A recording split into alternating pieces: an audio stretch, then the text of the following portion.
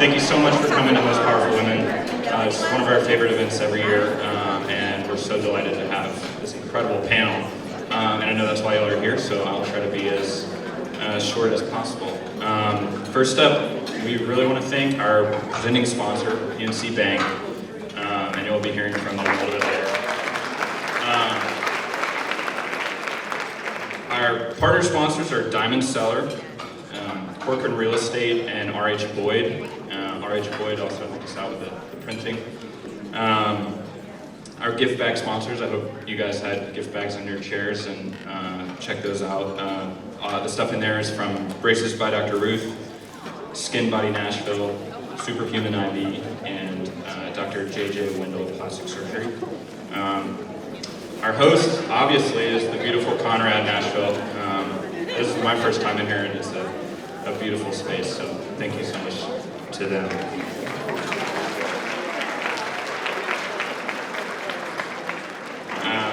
A few more partners are Encore, Massive Mission, and Lillian's Floral Studio. You'll see all three of their work around this room. So thank you so much to all of our sponsors and partners. And now I'm going to bring up Janet Kurtz, the editor-in-chief of Nfocus. Thank you, Stephen. As Stephen said, good afternoon, everyone. Thank you so much for being here today. As Stephen said, I'm Janet Kurtz, and I'm the new editor-in-chief of Nfocus Magazine, and it is an honor to be here with all of you today. And speaking of, we're here to honor Nashville's most powerful women. But we'd also like to take a moment to recognize the Nfocus Model Behavior honorees. Nashville is built on a foundation of giving of oneself to others. We are a community in which people come together to make the city a better place. At Nfocus Magazine, we have shared countless stories of those who have worked tirelessly and been models of service for others and models for future generations. Model Behavior is a celebration of those in the community who support nonprofits by sharing their time and treasure to make Nashville a better place. For 18 years at Nfocus, we have asked local nonprofits, organizations to nominate someone who embodies model behavior, or simply put, someone who sets a good example. And today, we ask each of our model behavior honorees to stand and be celebrated. Now, I know we always say this at these kinds of events, but I am asking if you would hold your applause to the end, please. So first up, we celebrate Ari Nettles with CASA. That was a test. Next, we have Ann Jones with Uprise Nashville. Cheryl Slay Carr with the Nashville Opera, which has La Boheme coming up in a couple weeks. Barry Beasley with the Heritage Foundation. Laura Curry with Nashville Ballet. Bethany Hemphill with Studio 10. Terry Vo with API Middle Tennessee. And Mira Bala with Oz Arts. Sunny Bray with Women in Technology of Tennessee and the Nashville Food Project. And Tika Jackson with Love Thy Neighbors. So let's give them all a big round.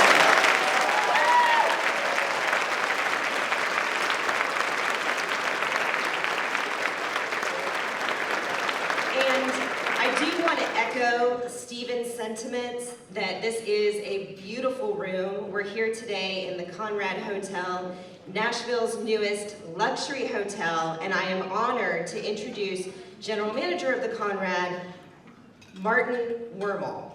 Martin.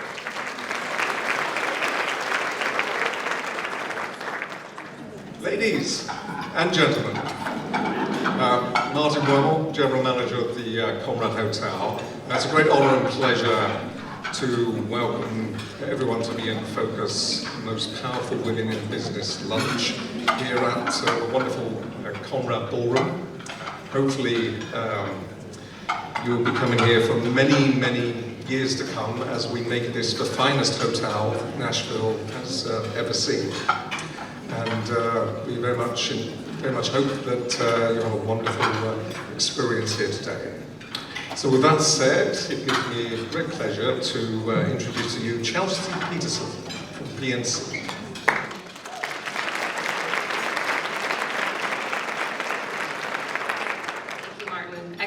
everyone. It is so beautiful, and we thank you so much for joining us this afternoon.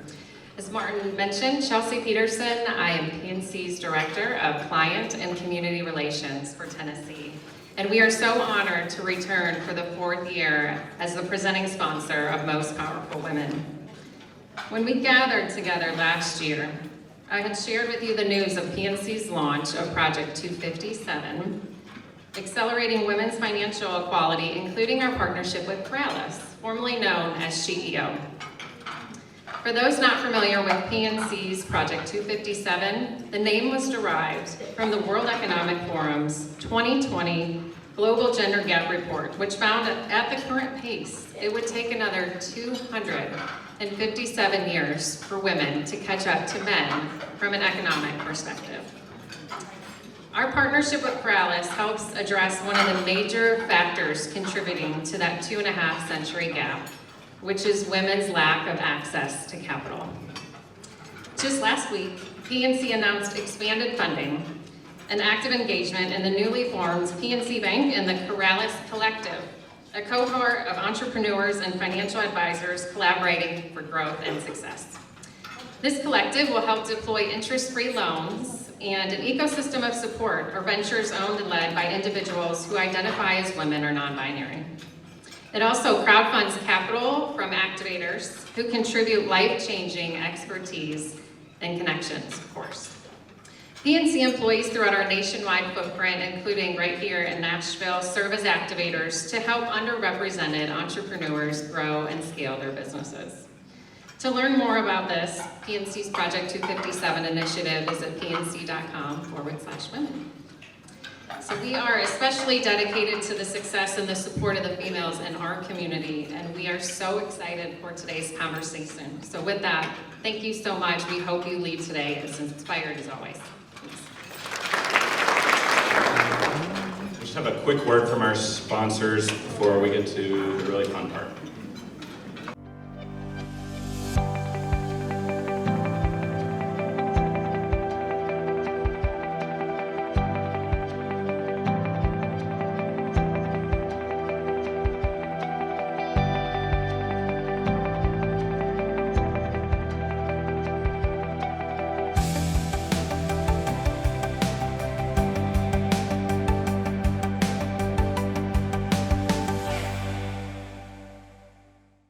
I'm Dr. LaDonna Boyd, 5th generation president and CEO of the R.H. Boyd family of companies. Our family of companies focuses on producing and providing the highest quality of inspirational, historic, educational, faith-based, and cultural literature, merchandise, and services. We offer curriculum titles for all ages, author services, commercial printing opportunities, events, and a multitude of other resources. And more than 125 years later, we still take great pride in encouraging our community to be modern-day griots and find value in their own stories.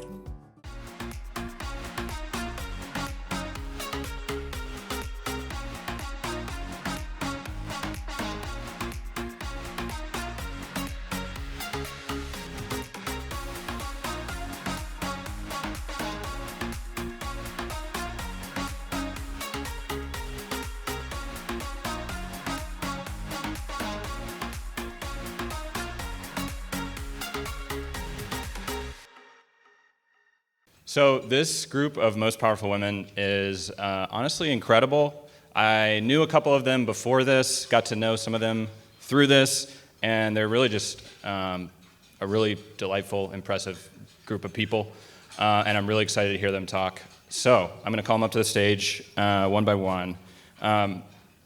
First up we have Shubhada Jagasia from Ascension St. Thomas Hospital. Thank you.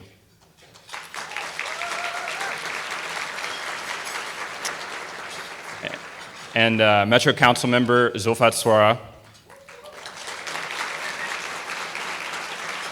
Thank you. Second Harvest Food Bank President and CEO Nancy Keil.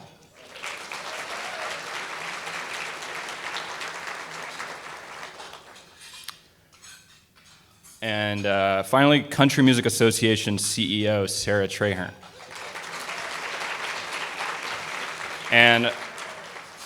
Our moderator today is the legendary Demetria Kalodimos. She needs no introduction, and let her take it from here.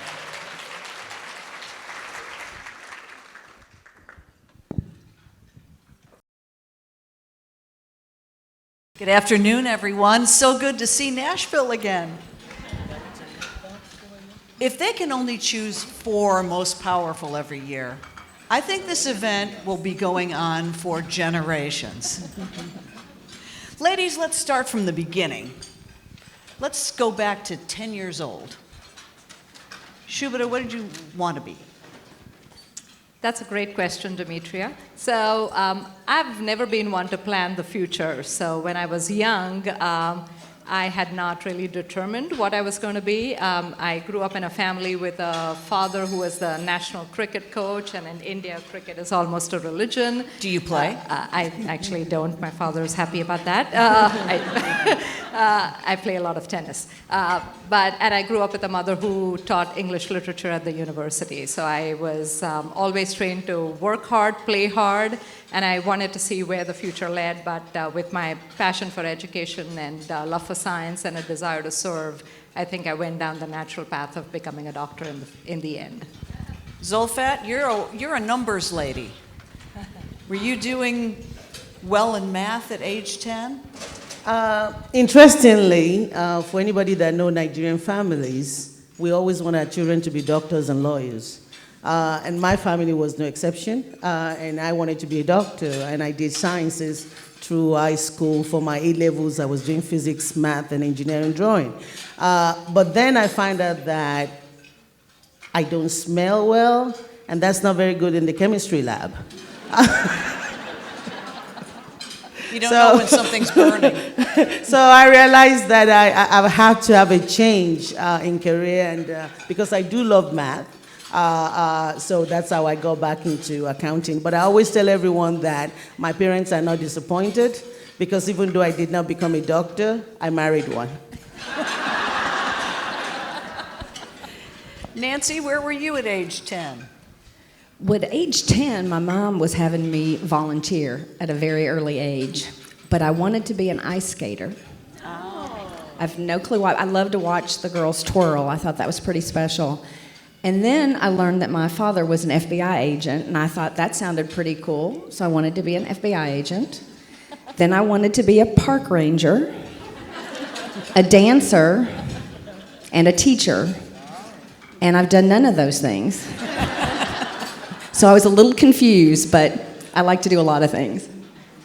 Sarah, I think you were on the same path I was initially. I was. It probably happened by time I was 13. I really knew that I wanted to go into television. I read a lot of biographies of women producers and anchors by the time I was in high school to college. But when I was 10, my path was very much like Nancy's.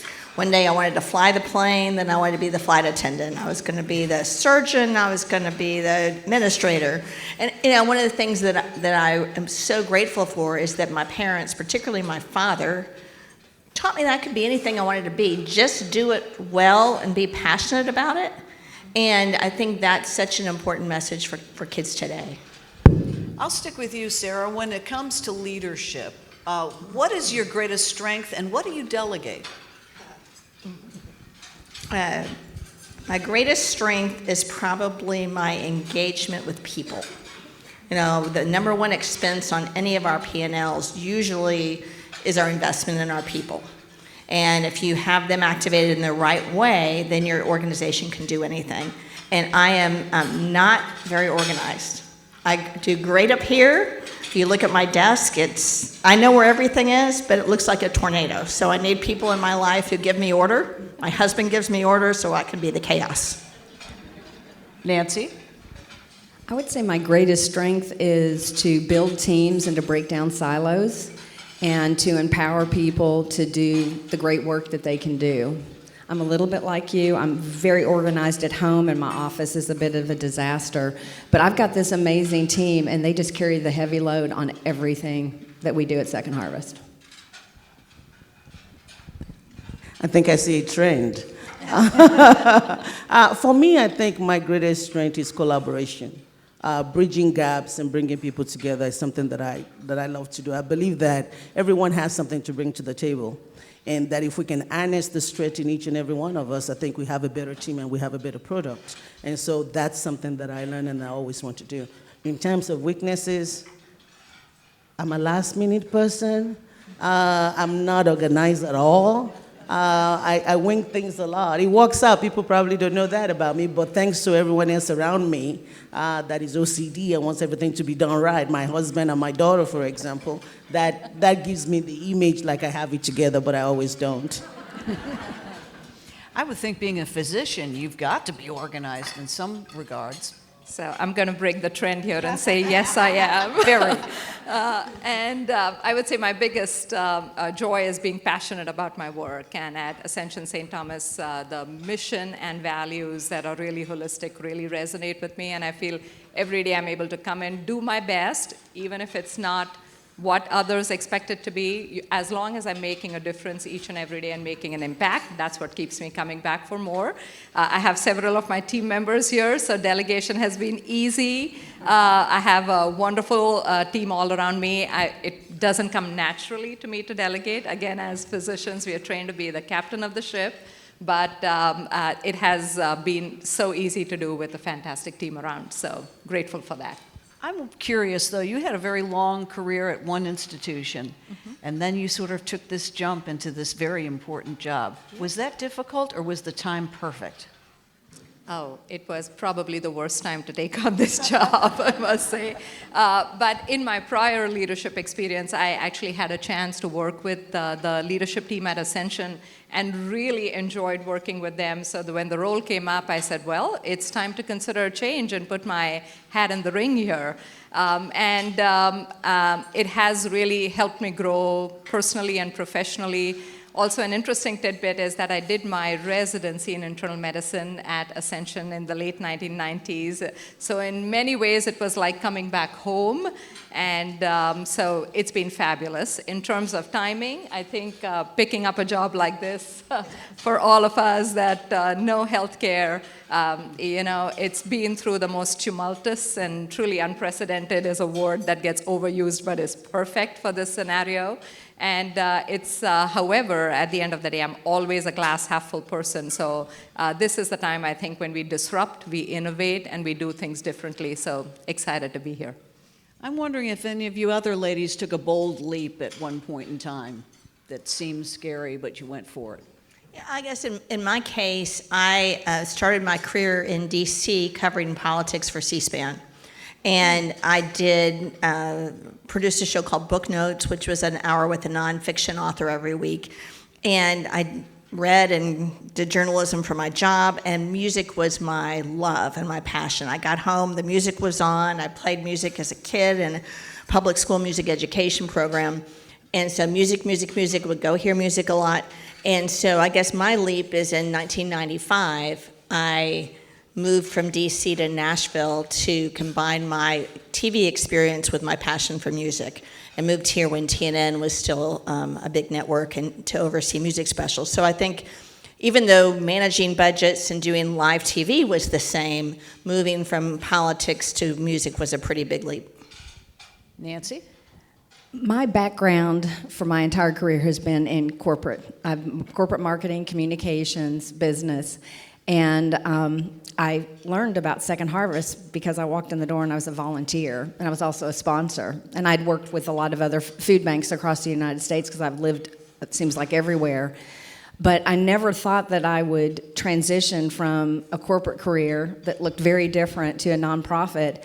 And I'm celebrating 8 years now in the nonprofit world. And then during all that, 5 years into it, I took over as president and CEO after a 31-year veteran that had been running the organization. And 8 months later, there was a pandemic. So it's been an interesting ride, but I'm telling you, this community and the donors, the volunteers, the staff at Second Harvest just make it all work. I'm going to brag on Zulfat for a moment, my good friend and fellow Leadership Nashville classmate. On her first run for office, she won an at-large council seat, which some people work decades to do. And that was a pretty big jump. Yes, yes. It was, and thinking about the question, I felt like all my life has been a pretty big jump. Leaving Nigeria for the first time, going out of the country, now planning to meet this guy and got married and followed him, was a big jump. I remember leaving DC and coming to Nashville, and everybody's like, "Ooh, you're going to Tennessee." Like, did you watch movies? Like, Nashville is next to Mississippi. And coming and finding out how wonderful and amazing the people are. And then I left Nashville to go to Bolivar, Tennessee, and live in Bolivar for 16 years. So it almost feels as if every move is different for me. And then running for office. So you're not thinking about it. You find yourself in the position. You do the best that you can. And then later you find out that a lot of people are looking at, was she crazy? What was she thinking? But I tell everyone that I would not be an at-large council member. I would not be where I am today if not for all those crazy moves and all the going into the places that I'm always the only one and it's always different and all of that. It's part of my journey and it's part of what makes me what I am today. So looking forward to the next crazy jump. Let's talk a little bit about mentors, because none of us get to where we are without someone leading the way. Nancy, can you point to one? And also, do you mentor someone actively right now yourself? So I don't directly mentor an individual person. I work with a number of different people. But I will tell you, when I grew up, I would always start with my mother as being my first mentor because she was the one that told me how important it was to be involved in the community and to care about the people that you surround yourself with. But I was very lucky for some reason in my life. Everywhere I went, I either had a male or a female mentor that came to me and shared with me what they thought they saw in me and what they thought I could do. I had the CEO of a company one day said, "Hey, I'd like to take you to lunch." And everybody's looking at me like, "Why does the CEO want to take you to lunch?" And he told me what my future was going to be. And I was scared to death. But because he had faith in me, I stepped up and I have never looked back since then. But I just continue to have a variety of different people that help coach and counsel me on a couple of different areas. But most importantly, people helping me make sure that I stay focused on my values and I surround myself with people and in organizations that support those values. Shubhada? So again, I think I've been blessed to have multiple mentors, but the one person who's been a fantastic mentor to me is my father. My father actually passed away last year, and there's not a day that I don't remember him. But I would say from all the learnings that I've learned from him, it's really about being humble, grateful, believing in yourself. I think words that resonate with all of us. And the most amazing gift that my father gave us, we are two sisters and one brother, and was never distinguishing between us based on gender, ever. My father and my mother always said, you can be what you want, set your heart on it, and go for it. And that's what I've always done and truly believed in, and so I'm grateful for that. Sarah? Second part on mentoring, yes. But I'll also say that I actually gain more from when I mentor people than I think they probably gain from me. It really keeps you young, gives you a perspective. And I have had several great mentors, but one I talked about in the article was a woman named Judy Gerard, who was one of the first women to run cable television networks. She ran Lifetime, she ran the Food Network, HGTV, and I got to work for her for about a year and a half in the most miserable job I have had my whole career. But I got to work with Judy, so it was a good thing. And I remember we were there late at night, and we were in the process of trying to turn a network around, and there was no way to do it without totally stopping it and relaunching everything. And we were talking, and she goes, I just don't know what to do. And I will always remember that night because it taught me that even the leaders that you look up to don't have all the answers, and that they need inputs from a lot of different sources. And Judy and I are really good friends today, but I always will remember that time of looking to her going, well, what do you mean you don't know what it is? And as all of us talked about leading our organizations at what point during COVID, there was not a playbook. there was not a right or a wrong way. You had to put one foot in front of the other and take those inputs. And I think the fact that Judy taught me, you don't, just because you're in the seat doesn't mean you know everything, or you should particularly not pretend to know everything, I think is a good lesson. Zulfat, your path is so different. Did you have someone showing the way? If I have to point to, I've had a lot of blessings, and a lot of people have seen the kindness of strangers in so many places. But if I have to think about one person, it has to be my dad as well. I think the biggest thing that he did was let me know that he has my back. I know that, I always joke that I have a big mouth, that the Lord gave me this mouth and I can use it. But it's easy to use the big mouth because you know somebody has your back. And that's always been my dad. So if I get in trouble, I know he's going to get me out of it. And so that gives a sense of confidence that you can say whatever you want to say, whatever you want to need to say. The other thing that it taught me, which I thought is been with me throughout, is that it helped me to be grounded in my faith. I'm a strong believer that we all are who we are by the Lord's mercy, nobody else. And if something is meant for you, nobody can take it from you. If it's not yours, nobody can give it to you. Everybody that is in your part is like a medium to get it to you.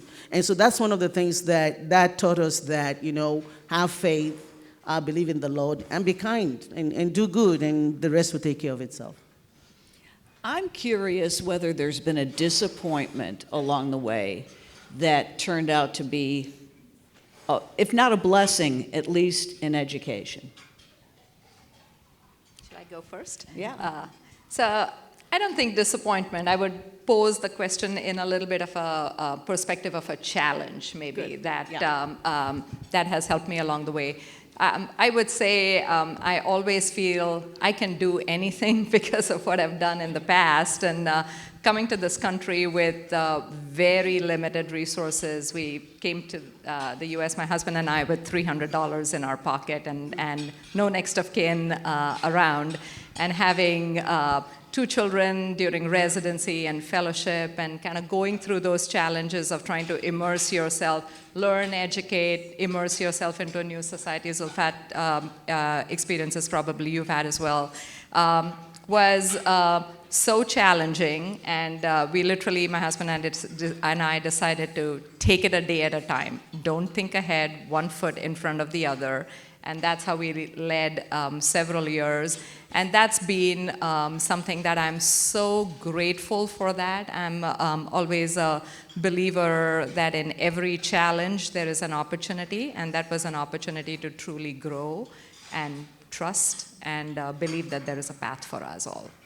Nancy, I see you shaking your head in agreement. You've got a story? Well, I agree with what you said about the opportunities and challenges and stuff. So I've lived in 9 different states. I'm not for sure how many different cities, and I've lived in South Korea. And some of that was in my early years, but most of it's been with my career. And every time I moved, I knew nobody. I didn't know anybody. I didn't know what doctor to go to, anything, where to get my hair done, important things.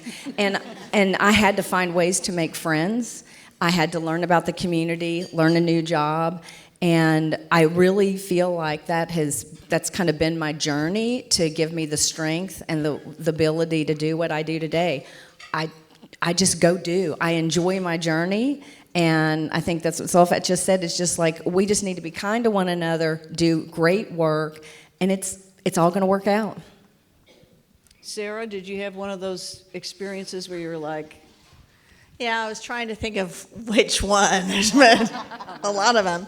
And one that just suddenly came up was when I did move here for TNN, gave up a great life in D.C., we went through 3 mergers. So it was owned by Gaylord, there was the park, it was a big network, and then we were bought by CBS, and then we were bought by MTV. And it went from 1,000 employees down to 12 of us, and then eventually it got closed. And I've been offered a job to go with them to New York and work on, but they flipped the network too, and for a lot of different reasons. It's a different story for someday. I didn't do that. And later in my career, I would be twice a part of being a company that acquired somebody else. And I remember what that experience was like when somebody else came in and took over the business that you put your heart and soul into, and what is that like? So how do I apply that lesson?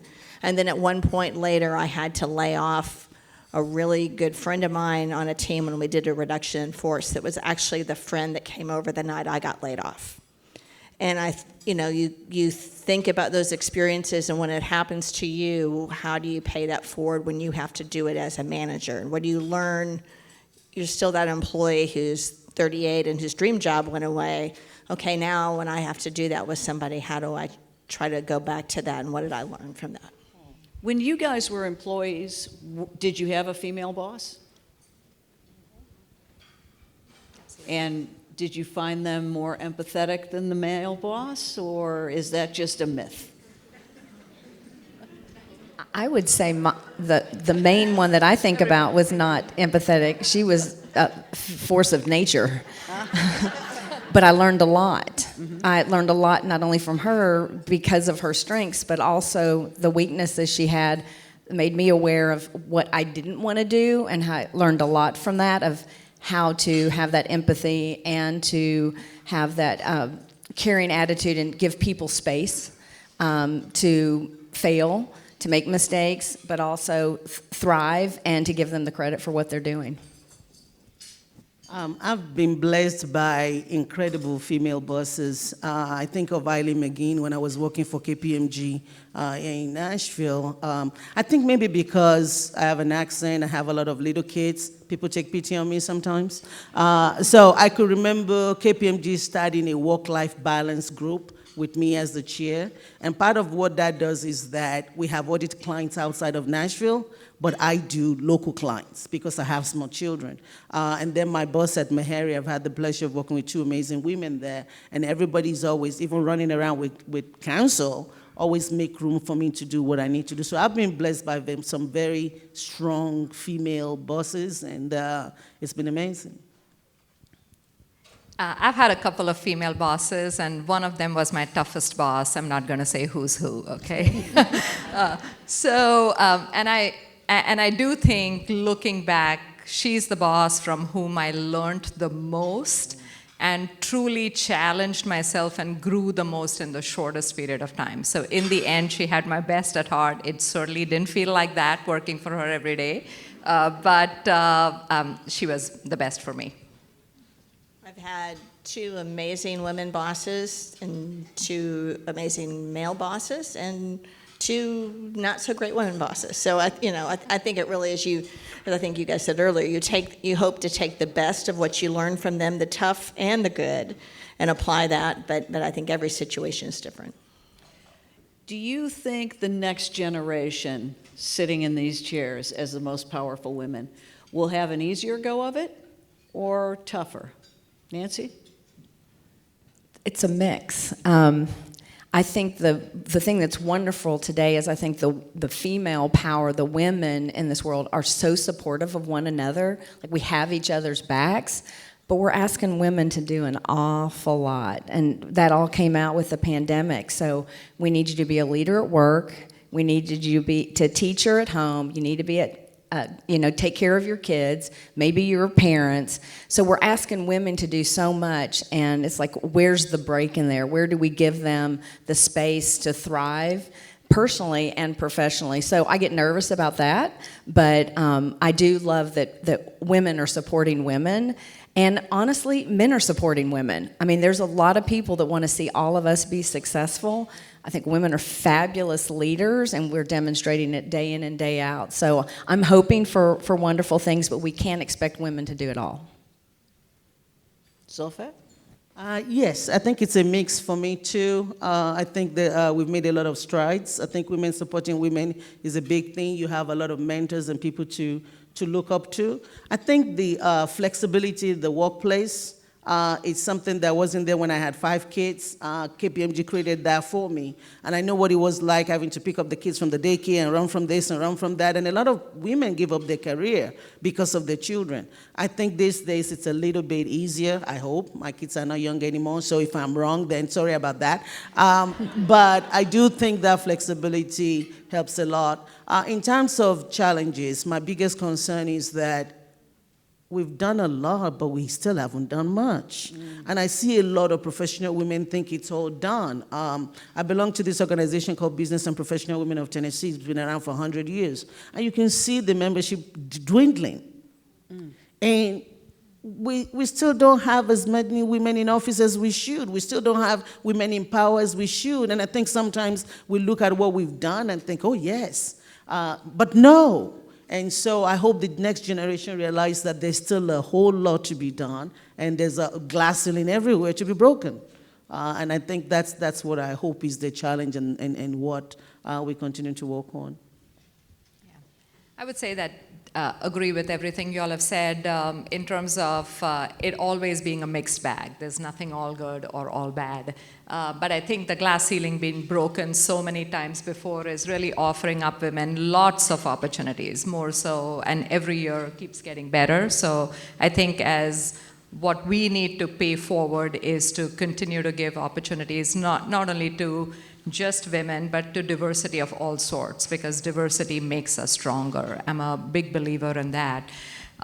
In terms of what might be a challenge, I think social media, I personally think, is something that we need to be really cognizant about. While it can be an amazingly empowering platform and resource finder for all of us, keeping things in perspective, because nothing is perfect.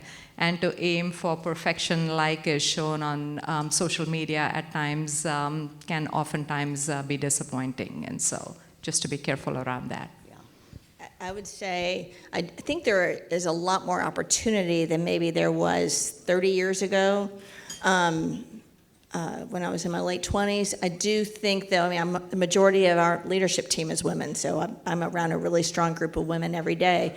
I was on a jury, I was called for jury duty right after I took this job in my late 40s, and the lawyer was trying to intimidate me and said, yep, you're a CEO, and you're a woman, and you're under, yeah, right.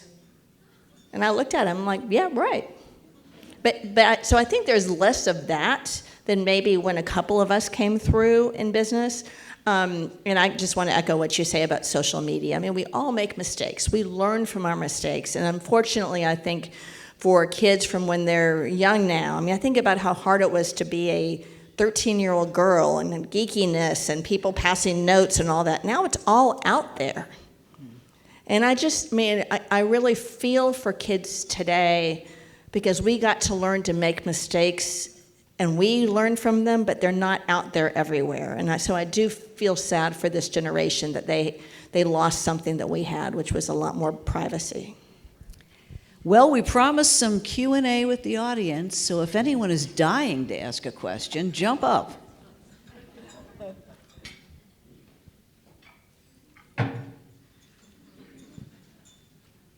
There we go.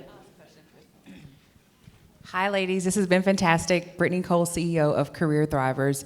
And I'm curious for your organizations, although we see strides when it comes to gender equity, sometimes when you look at the intersection, whether it's race and ethnicity, sexual orientation, or ability, we aren't seeing strides. Actually, things are going back the opposite way. So I'm curious, how is your organization focusing on supporting women at the intersection of race, ethnicity, ability, or sexual orientation?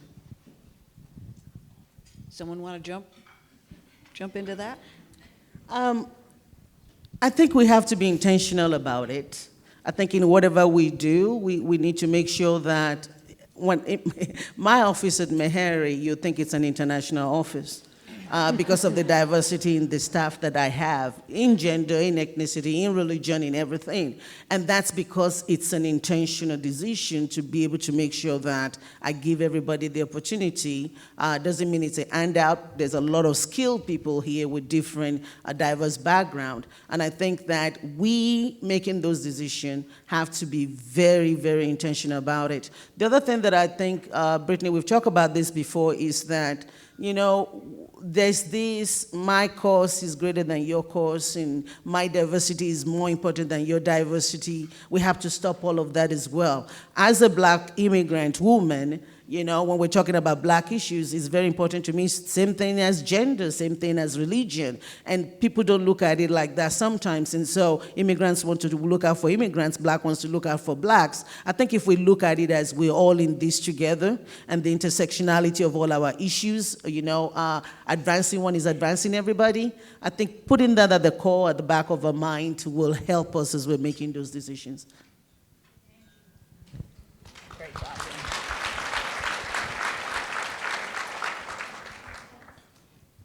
Demetria, can I add a little bit to that? Because Sure. Brittany actually helped Second Harvest when we started doing some diversity and inclusion work at Second Harvest. And if you think about the people that we serve every individual in the community, no matter who you are, what you look like, what you believe in and don't believe in. And we were struggling as an organization to say, but do we look like our community? And so she did some work for us, and we've had a number of other individuals that have been helping us with work to look internally, and we have changed hiring practices. We have changed how we work internally from our concrete, where our warehouse workers are, to the office staff. And we've changed how we include every single individual because our whole focus internally with our key strategic pillar on people is about a place where you can belong and you can have a voice. And so I appreciate that question. We have a long way to go, but we have made such substantial changes that I think, and we do pulse surveys with our staff to find out how are we doing every quarter, just to make sure that we are moving towards that North Star of having a place where you belong. Therefore, we can then better serve our community and the people that need us. And I always have to add this when you're talking about diversity and equity. As people are making those decisions, make sure that you're not just checking the box. That you're not just saying, okay, and if you hire Zulfat, you get 4 boxes checked. So you're good.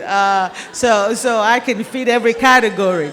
But it shouldn't be about that. It's about not just bringing people in, but making sure they're part of the decision making, they're being listened to, and you're actually, listening and doing what needs to be done. So that's always very important when we talk about diversity, because I think in some organization, it's just about checking the boxes, and we have to stop doing that. Yeah, that's well said. I think being intentional at Ascension St. Thomas, we have a framework called Abide, which we use for our diversity and inclusion. And it can be just about, again, checking a box, but truly when we are interviewing candidates, when we are rounding in the hospital, which we do constantly, we are eliciting feedback from our entire work pool and not just focusing on the few voices that you hear consistently.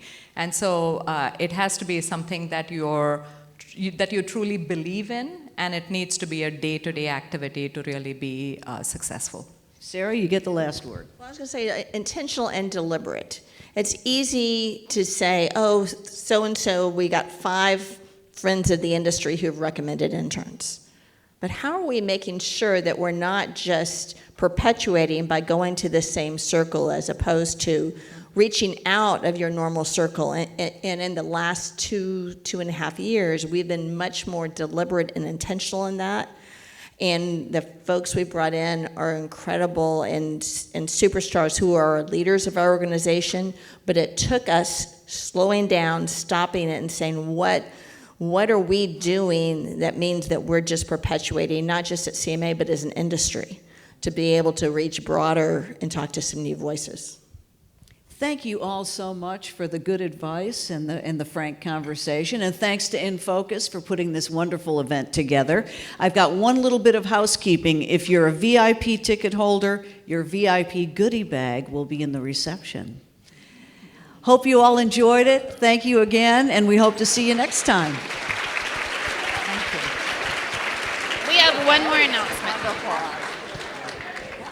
Just really quickly, I wanted to say if you bid in the auction for the model behavior auction, I'm just going to read off the winners super quickly so you can pick out your item out front.